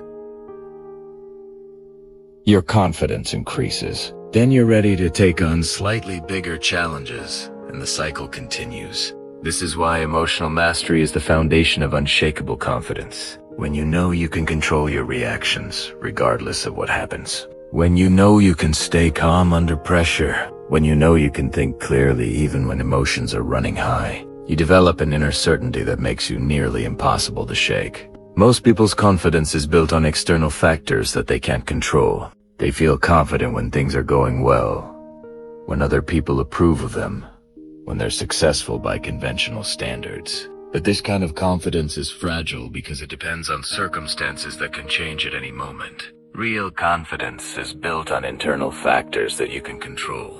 The first pillar of unshakable confidence is emotional support. This is the knowledge that your emotional state is not dependent on other people's behavior, external circumstances, or unpredictable events. You know that you can generate the emotional states you need through your own thoughts, actions, and practices. You don't need other people to make you feel good about yourself. And you don't let other people's negativity drag you down. Emotional self-reliance is built through consistent practice of the emotional regulation techniques you've learned. Every time you successfully manage your emotional state during a challenging situation, you prove to yourself that you have this capability. Every time you choose your response rather than reacting automatically, you build evidence that you're in control of your inner experience. This doesn't mean you become emotionally disconnected from others or that you don't care about relationships. It means you engage with others from a position of strength rather than neediness. You contribute to relationships rather than draining them. You're able to be genuinely supportive of others because you're not constantly seeking support for yourself. The second pillar of unshakable confidence is competence building. Confidence without competence is just delusion. You need to actually be good at things that matter. You need to develop real skills, real knowledge, and real abilities that create genuine value in the world. But competence building is not just about technical skills. It's about developing the meta skills that make you effective in any domain. Problem solving is perhaps the most important meta skill for building confidence. When you know you can figure things out, when you have a systematic approach to breaking down complex challenges and finding solutions, you become much more willing to take on difficult situations. You're not intimidated by unfamiliar problems because you trust your ability to learn and adapt. Communication is another crucial meta skill. When you can express your ideas clearly, listen effectively, and navigate difficult conversations with skill, you become much more confident in social and professional situations. You're not afraid of conflict because you know how to handle it constructively. You're not intimidated by authority figures because you know how to communicate with respect while maintaining your own dignity. Learning agility is the meta skill that makes all other skills possible. This is your ability to quickly acquire new knowledge and capabilities as situations require. When you know you can learn anything you need to learn, you're not limited by your current knowledge base.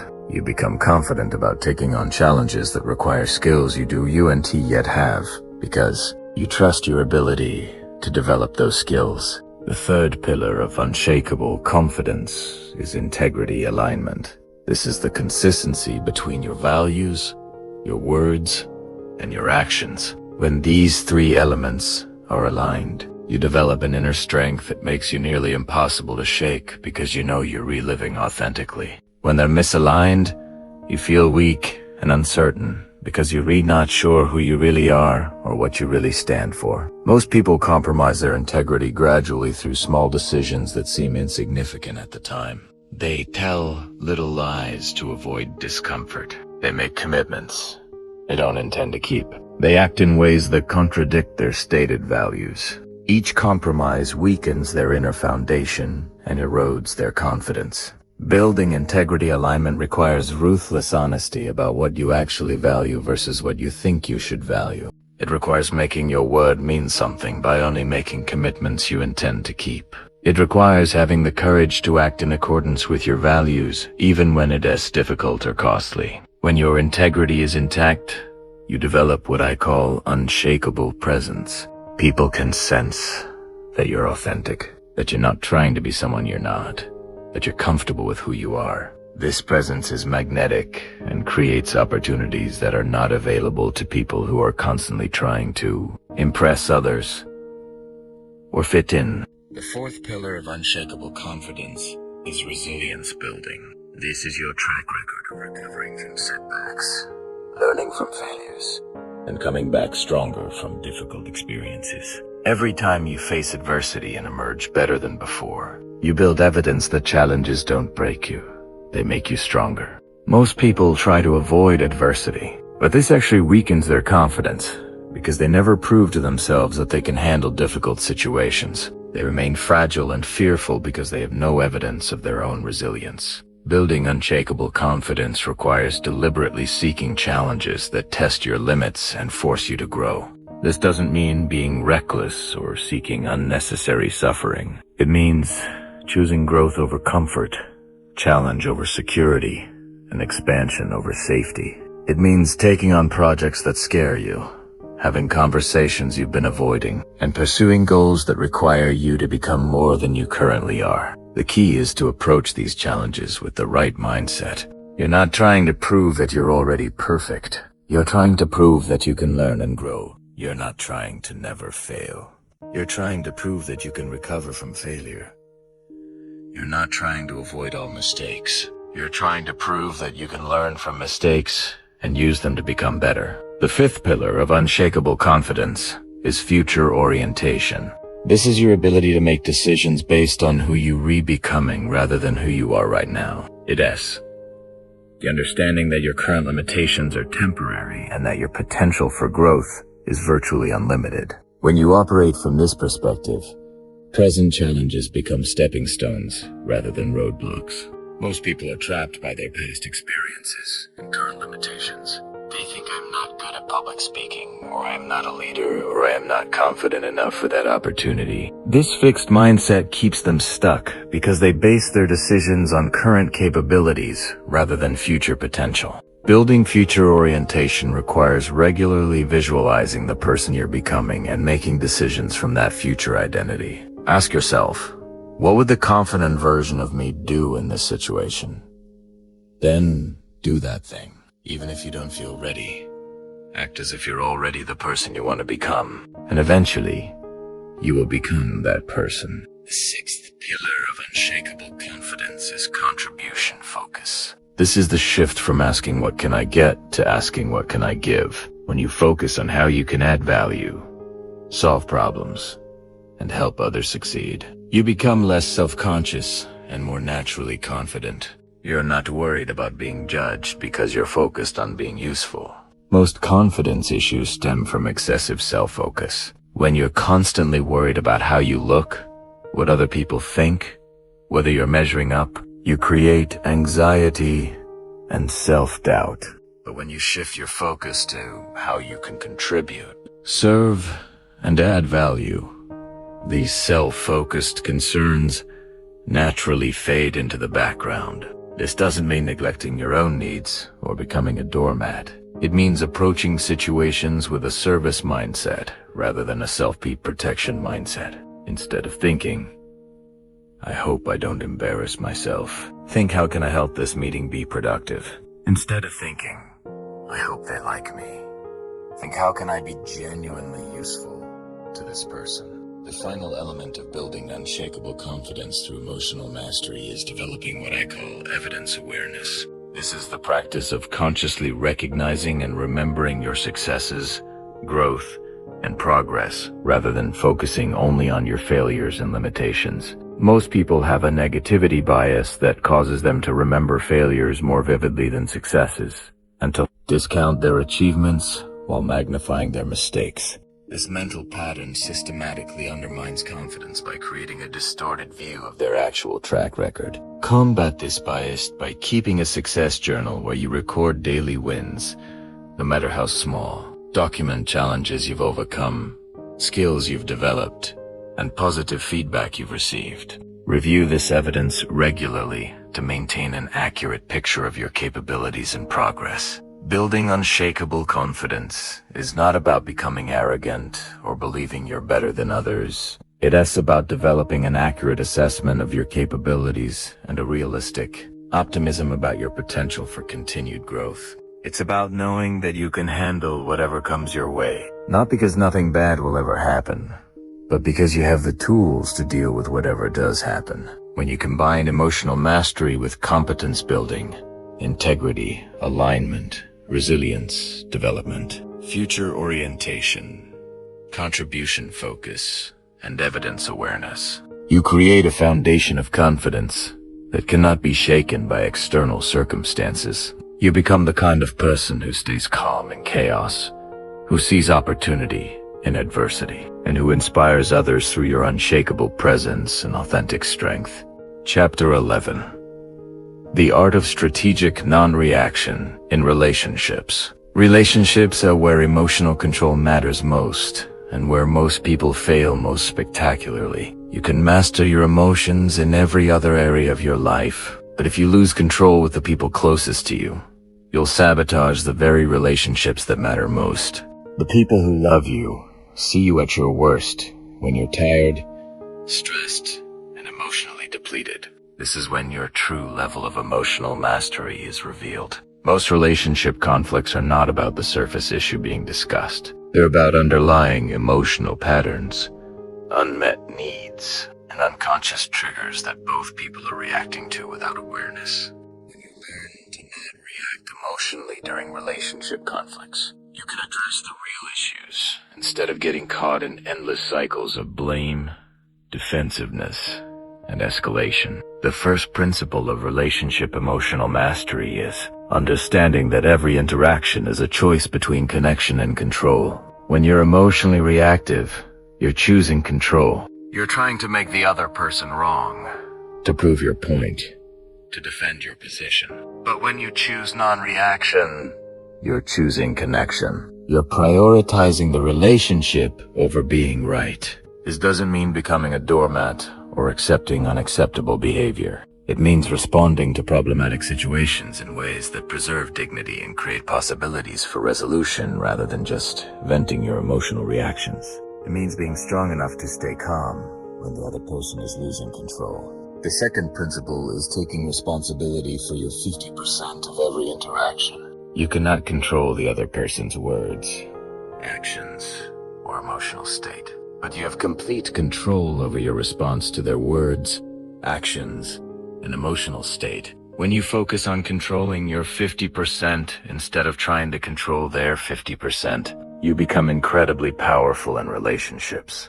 Most people spend their relationship energy trying to change, fix, or control their partner, children, or friends. This is exhausting and ineffective because you're trying to control things that are outside your control. When you redirect that energy toward managing your own responses, you become a calming, stabilizing force that actually influences others to be their best selves. The third principle is learning to de-escalate rather than escalate conflicts. When someone is emotionally activated, your natural tendency might be to match their energy level. They raise their voice, so you raise yours. They become critical, so you become defensive. They withdraw, so you push. This unconscious mirroring amplifies the conflict instead of resolving it. Strategic non-reaction means consciously choosing to lower the emotional temperature of interactions. Speak more quietly when they speak loudly. Become more curious when they become critical. Give space when they're overwhelmed. This counterintuitive approach often breaks the negative pattern and creates space for actual communication. The fourth principle is separating the person from their behavior. When someone you care about does something hurtful or frustrating, your emotional reaction tends to globalize the behavior. Instead of thinking they did something inconsiderate, you think they are an inconsiderate person. This generalization makes it much harder to maintain emotional equilibrium and find constructive solutions. Practice seeing difficult behavior as information about the other person's current state rather than evidence of their permanent character. Maybe they're stressed, tired, overwhelmed, or dealing with something you don't know about.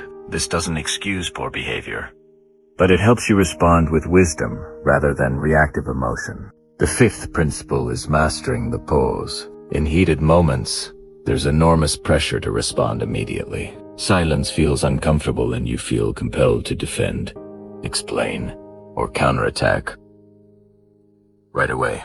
But the pause is where your power lies. It's where you can choose your response instead of being controlled by your impulses. Practice saying, "I need a moment to think about that." Or, "Let me consider what you're saying." Or simply taking 3 deep breaths before responding. These small pauses can completely change the trajectory of a conversation and often prevent conflicts that would have taken days or weeks to repair. The most advanced relationship skill is emotional This is the ability to redirect someone else's emotional energy rather than absorbing it or fighting against it. When someone is angry at you, instead of getting defensive or angry back, you acknowledge their feelings and redirect the conversation toward solutions. When someone is criticizing you, instead of justifying your actions, You thank them for their perspective and ask for their suggestions. This approach requires tremendous emotional strength because it goes against every instinct to defend yourself when you feel attacked. But it's incredibly effective because it de-energizes conflict and redirects the interaction toward cooperation instead of competition. Remember, you cannot control whether other people choose to be emotionally reactive, but you can control whether you join them in that reactivity. When you consistently choose non-reaction in relationships, you become a source of stability and peace that others gravitate toward. You become the person others turn to during difficult times because they know you woe and add to the chaos. Chapter 12. Emotional Leadership and Influence. Leadership is fundamentally about emotional influence. Your ability to inspire, motivate, and guide others depends far more on your emotional mastery than on your technical skills or positional authority. People follow leaders who make them feel confident, capable, and valued. They resist leaders who create anxiety, frustration, or self-doubt, regardless of how smart or experienced those leaders might be. The most powerful form of leadership is emotional modeling. People learn more from what you do than from what you say, especially when it comes to emotional responses. When you remain calm under pressure, others feel permission to be calm. When you respond to setbacks with resilience and problem solving, others learn to do the same. When you treat difficulties as challenges rather than catastrophes, you teach others to adopt that perspective.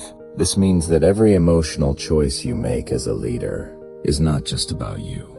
It's about the emotional culture you're creating for everyone around you. Your team, your family, your organization will tend to mirror your emotional patterns. If you're reactive, they'll become reactive. If you're anxious, they'll become anxious. If you're calm and solution-focused, they'll adopt those qualities. The first skill of emotional leadership is creating psychological safety. This is the feeling that people can express ideas, ask questions, admit mistakes, and show vulnerability without fear of judgment, punishment, or rejection. Psychological safety is created through your emotional responses to other people's imperfections and uncertainties. When someone makes a mistake, your first response sets the tone.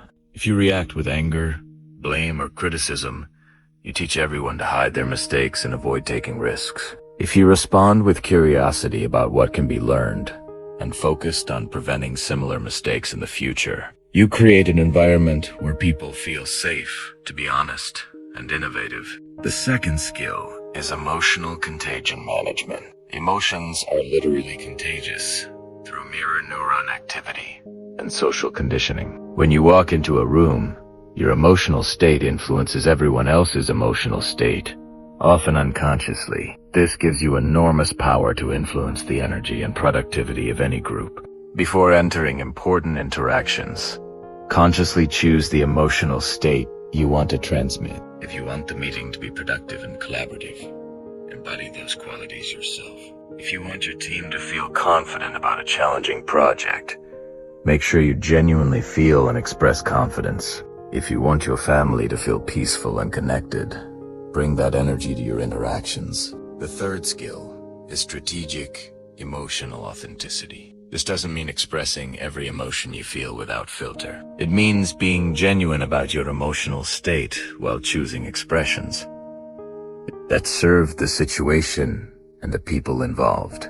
You can be authentically concerned about a problem while expressing that concern in ways that motivate rather than discourage. Sometimes authenticity means sharing your vulnerabilities and uncertainties to create connection and trust. Other times it means projecting strength and confidence to help others feel secure. The key is matching your emotional expression to what the situation requires while remaining true to your core values and character. The fourth skill is conflict transformation. Most people either avoid conflict or handle it poorly, but leaders must be able to navigate disagreements and tensions in ways that strengthen rather than damage relationships. This requires seeing conflict as information about differing perspectives and unmet needs, rather than as personal attacks or character defects. When conflict arises, Your emotional response determines whether it becomes destructive or constructive. If you remain calm, curious, and focused on understanding different viewpoints, you can often transform conflicts into breakthrough conversations that lead to better solutions and stronger relationships. The fifth skill is empathetic leadership without emotional absorption. You need to be able to understand and relate to other people as emotional experiences without taking on their emotional states as your own. This means you can be compassionate towards someone who's anxious without becoming anxious yourself. You can be supportive of someone who's going through difficulties without being dragged down by their problems. This balance requires strong emotional boundaries and a clear sense of your own emotional identity. You care about others deeply, but you don't lose yourself in their emotional experiences. You provide stability and support precisely because you maintain your own emotional center. The ultimate goal of emotional leadership is creating what I call an upward emotional spiral. This is when your emotional mastery inspires others to develop their own emotional mastery, which creates a positive feedback loop that elevates everyone's performance and well-being. Instead of managing other people's emotions, you're developing their capacity to manage their own emotions. This happens when you consistently model emotional intelligence, provide tools and frameworks for emotional development, celebrate emotional growth in others, and create environments where emotional mastery is valued and rewarded. Over time, you build teams, families, and organizations that are emotionally resilient, highly productive, and deeply fulfilling to be part of. Chapter 13. Creating your personal emotional operating system. Everything you've learned means nothing unless you create a systematic approach to implementing it in your daily life. Most people consume information about emotional control, but never develop the consistent practices that turn knowledge into automatic behavior. They understand the concepts intellectually but continue operating from old emotional patterns because they have created new systems to replace the old ones. Your emotional operating system is the set of daily practices, environmental designs, and response protocols that make emotional mastery your default mode, rather than something you have to consciously remember to do. Just like a computer operating system runs in the background and manages all the basic functions automatically, your emotional operating system should manage your emotional responses automatically. The first component is your daily emotional fitness routine. Just like physical fitness requires regular exercise, emotional fitness requires regular practice. This doesn't need to be complicated or time-consuming, but it does need to be consistent. 5 to 10 minutes of focused emotional training every day will create more transformation than hours of sporadic effort. Your routine should include some form of mindfulness or meditation practice to strengthen your awareness of emotional states as they arise. It should include breathing exercises to train your nervous system to respond to stress with calm rather than reactivity. It should include some form of cognitive work, like journaling or reflection, to identify patterns and plan improvements. The second component is environmental design for emotional success. Your physical and social environment has an enormous impact on your emotional state, often without your conscious awareness. If you're constantly exposed to negative news, chaotic spaces, or emotionally reactive people, you'll find it much harder to maintain emotional equilibrium regardless of your skills and intentions. Audit your environment ruthlessly. What inputs are you consuming through media, social media, books, and conversations? What does your physical space communicate about calm and order versus chaos and stress? Who are you spending time with, and how do they influence your emotional state? Make changes that support the emotional state you want to maintain. The third component is trigger identification and response planning. You need to become intimately familiar with your personal emotional triggers and have specific strategies ready for each one.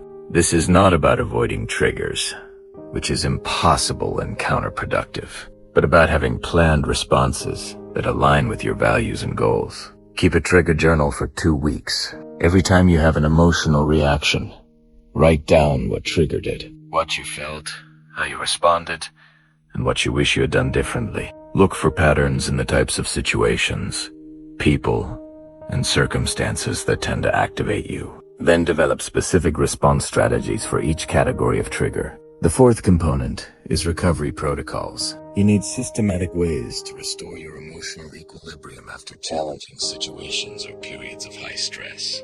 Without effective recovery protocols, emotional challenges accumulate and eventually overwhelm your capacity to maintain control. Your recovery toolkits include immediate techniques you can use.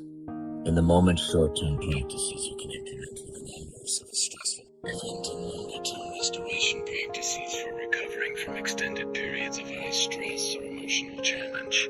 Have these ready before you need them, not after. The fifth component is accountability and measurement systems. You need ways to track your progress, identify areas for improvement, and maintain motivation during difficult periods. This could be as simple as a daily rating of your emotional control on a scale of 1 to 10, or as sophisticated as keeping detailed logs of specific situations and responses. The key is having objective measures of progress rather than relying on feelings, which can be unreliable indicators of actual improvement. You might feel like you're not making progress, even when you're actually improving significantly.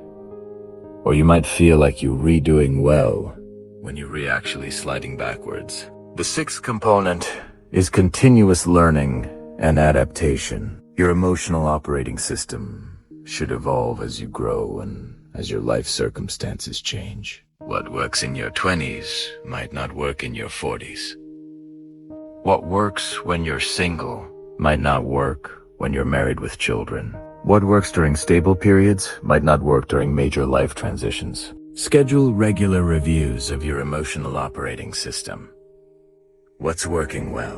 What needs adjustment? What new challenges are you facing that require new strategies? What feedback are you getting from others about your emotional patterns? Use this information to continuously refine and improve your approach. The final component is integration with your larger life systems.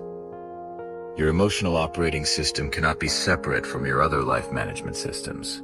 It needs to be integrated with your goal-setting process, your time management approach, your relationship strategies, and your career development plans. This means making emotional considerations part of every major decision you make. Before taking on new responsibilities, consider the emotional demands they'll create. Before entering new relationships, consider how they'll impact your emotional well-being. Before pursuing new goals, consider what emotional skills you'll need to develop to achieve them successfully. Remember, the goal is not to create a perfect system that never needs adjustment. The goal is to create a robust system that makes emotional mastery easier and more automatic, while remaining flexible enough to adapt to changing circumstances. Your emotional operating system should serve you, not constrain you. Chapter 14. Advanced applications in high-stakes environments. The ultimate test of your emotional mastery comes in high-stakes environments where the consequences of losing control are severe and immediate. These are situations where careers can be destroyed with a single emotional outburst, where relationships can be permanently damaged by one reactive moment, where opportunities worth millions of dollars can be lost because someone couldn't manage their anxiety or anger. High-stakes environments reveal the difference between intellectual understanding of emotional control and true embodied mastery. When everything is on the line, when you're being tested beyond your comfort zone, when the pressure is intense and the stakes are real, your true level of emotional development becomes clear. The first category of high-stakes environments is crisis management. When something goes seriously wrong, when there's immediate danger or significant loss, when people are looking to you for leadership and stability. Your emotional response sets the tone for everyone else's response. Panic is contagious, but so is calm, competent. In crisis situations, the ability to think clearly while others are losing their minds becomes a superpower. While everyone else is being hijacked by their amygdala, you remain connected to your prefrontal cortex, while others are reacting to the emotional intensity of the situation. You're focusing on the practical steps needed to address the actual problems. This requires advanced preparation. You cannot develop crises emotional management skills during the crises. You develop them during calm periods through visualization, stress inoculation, training, and practice with smaller challenges. By the time the real crisis hits, your emotional control responses need to be automatic. The second category is high-pressure negotiations and confrontations. Whether you're negotiating a business deal, handling a workplace conflict, or dealing with aggressive behavior from others, your ability to remain emotionally centered gives you enormous strategic advantages. People reveal their true intentions and limitations when they're emotionally activated, but they can only take advantage of your emotional reactions if you have them. The key to negotiation emotional mastery is separating your ego from the outcome. When you're emotionally invested in being right, in getting your way, or improving your point, you become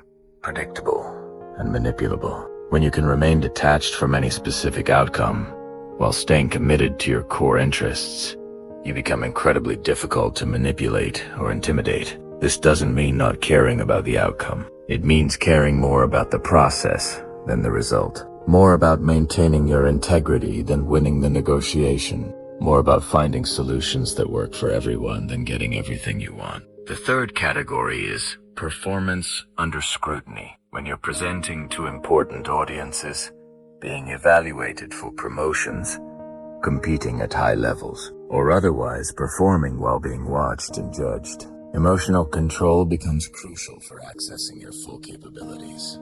Performance anxiety, imposter syndrome, and fear of judgment can completely undermine your actual skills and preparation. The solution is shifting focus from how you're being perceived to how you're serving others. Instead of thinking about whether you look confident, think about how you can provide value to your audience. Instead of worrying about making mistakes, focus on executing the process you've prepared. Instead of trying to impress others, concentrate on being genuinely helpful. The fourth category is dealing with extremely difficult people. Every field has people who are manipulative, aggressive, unreasonable, or emotionally volatile. Your ability to maintain your center while interacting with these individuals determines whether they drain your energy and compromise your effectiveness, or whether you can work with them productively despite their limitations. The key is not taking their behavior personally. Difficult people are usually difficult with everyone, not just you. Their emotional reactions are about their internal state, not about you specifically. When you can see their behavior as information about their stress level, insecurity, or coping skills, rather than as personal attacks, you can respond strategically rather than reactively. The fifth category is managing your own success and failure. Both extreme success and extreme failure can trigger powerful emotional responses that lead to poor decisions. Success can trigger arrogance, complacency, or reckless risk-taking. Failure can trigger shame, despair, or the impulse to give up entirely. Emotional mastery means maintaining perspective and emotional equilibrium regardless of external outcomes. Success is information about what worked, not evidence that you're permanently superior. Failure is information about what didn't work, not evidence that you're permanently inadequate. Both are temporary conditions that require appropriate responses rather than emotional reactions. The ultimate high-stakes environment is your own mind during moments of extreme challenge, uncertainty, or change. When everything you've counted on seems to be falling apart. When the future feels completely uncertain. When you're facing losses or changes that challenge your identity and assumptions about how life works. Your relationship with your own thoughts and emotions becomes the most important factor in your ability to navigate the situation successfully. This is where all your emotional mastery training pays off. When external circumstances are chaotic, you become your own source of stability. When others are panicking about the uncertainty, you become comfortable with not knowing. When everyone else is being overwhelmed by the magnitude of the challenge, you break it down into manageable steps and take them one at a time. The goal is not to become someone who never feels the emotional impact of high-stakes situations. The goal is to become someone who can feel that impact fully, while choosing responses that serve your long-term interests and values, rather than just relieving the immediate emotional pressure. Chapter 15. The compound effect of emotional mastery. Most people dramatically underestimate the long-term impact of emotional control because they only see the immediate effects of individual emotional choices. They see that staying calm during one argument prevented a fight, or that managing anxiety during one presentation led to better performance, or that not reacting to one criticism preserved a relationship. These immediate benefits are significant, but they're nothing compared to the compound effects that build over months, years, and decades. Emotional mastery works like compound interest. Each individual choice to respond rather than react seems small in the moment, but these choices accumulate exponentially over time. Every time you choose emotional control, you're not just improving that one situation. You're strengthening neural pathways that make emotional control easier in all future situations. You're building a reputation for reliability and wisdom that creates opportunities. You're developing inner resources that compound and multiply. The first compound effect is relational trust. Every time you remain calm when others expect you to lose control. Every time you respond with wisdom when others are being reactive. Every time you choose connection over being right, you make deposits in the trust accounts of your relationships. Over time, these deposits create deep reservoirs of trust that become incredibly valuable during difficult periods. People know they can count on you when things get tough. They seek your perspective during challenging decisions. They want you on their team during high-pressure projects. They trust you with their vulnerabilities and their most important concerns. This level of trust opens doors that remain closed to people who are emotionally unpredictable. The second compound effect is reputation and influence. Your emotional patterns become part of your personal brand. Often more important than your technical skills or achievements. People remember how you made them feel much more than what you accomplished. When you consistently demonstrate emotional mastery, you develop a reputation as someone who can be trusted with important responsibilities and challenging situations. This reputation creates a positive feedback loop. You get opportunities that require emotional maturity. Successfully handling these opportunities builds your skills and confidence. Your enhanced capabilities lead to even greater opportunities. Over time, you become known as someone who performs well under pressure, who can be counted on during crisis, who brings stability to chaotic situations. The third compound effect is decision-making quality. When you're not being driven by emotional reactions, you make consistently better decisions across every area of your life. You choose relationships based on compatibility and shared values rather than intense chemistry that burns out quickly. You make career choices based on long-term growth potential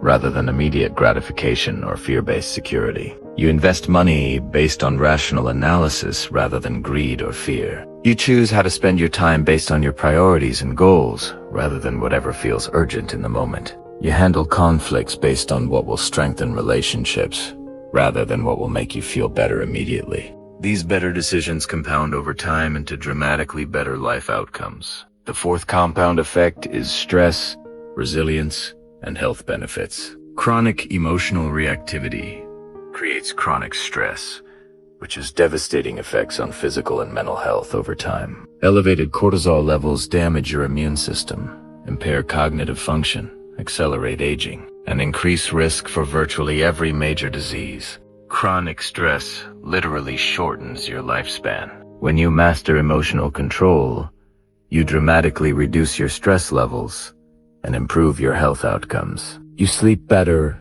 think more clearly, have more energy, and maintain better physical health. These health benefits compound over decades, potentially adding years to your life and significantly improving the quality of those years. The fifth compound effect is learning acceleration. When you're not constantly dealing with emotional drama and reactivity, you free up enormous amounts of mental and emotional energy that can be redirected toward growth and learning. Instead of spending your energy managing the consequences of emotional reactions, you can invest that energy in developing new skills, pursuing meaningful goals, and expanding your capabilities. Emotional mastery also makes you a better learner by improving your ability to receive feedback, handle criticism, and learn from failures. When you're not defensive or reactive, you can extract lessons from challenging experiences instead of just being traumatized by them. This accelerated learning creates competitive advantages that compound over time. The sixth compound effect is opportunity creation. When you have emotional mastery, you become the kind of person that other high performers want to work with. You get invited to join important projects, teams, and organizations. You become trusted with sensitive information and critical responsibilities. You gain access to networks and relationships that create opportunities for advancement and achievement. These opportunities often lead to more opportunities in an upward spiral of growth and success. Each success builds your confidence and capabilities, making you ready for even greater challenges and opportunities. Over time, you gain access to levels of achievement and influence that seemed impossible when you were still trapped in emotional reactivity. The seventh compound effect is inner peace and life satisfaction. Perhaps, most importantly, emotional mastery creates a deep sense of inner peace and life satisfaction that comes from knowing you're reliving according to your values and responding to life from wisdom rather than fear. You develop an inner stability that's not dependent on external circumstances. This inner peace is not the absence of challenge or difficulty. It's the presence of confidence that you can handle whatever life presents. You know that external circumstances are temporary, but your ability to respond with wisdom and grace is permanent. This creates a quality of life that's available regardless of your circumstances. The ultimate compound effect of emotional mastery is becoming This means you don't just survive challenges and setbacks. You become stronger because of them. Every difficult situation becomes an opportunity to practice and strengthen your emotional skills. Every person who tries to manipulate or upset you becomes unwitting training for greater mastery. When you reach this level of emotional development, you become virtually unshakable. Not because nothing difficult ever happens to you, but because you have unshakable confidence in your ability to handle whatever does happen. You become a source of strength and stability for others. A person who makes every situation better simply by being present and emotionally centered. This is not just about personal success or achievement, though those will certainly follow. This is about becoming the kind of person who contributes to raising the emotional intelligence and maturity of everyone around you. You become part of the solution to the emotional reactivity and dysfunction that plagues so much of human interaction. The choice is yours. You can continue living at the mercy of your emotional reactions, letting temporary feelings drive permanent decisions, remaining trapped in cycles of regret and limitation. Or you can commit to the patient, consistent practice of emotional mastery and unlock the compound benefits that will transform every aspect of your life.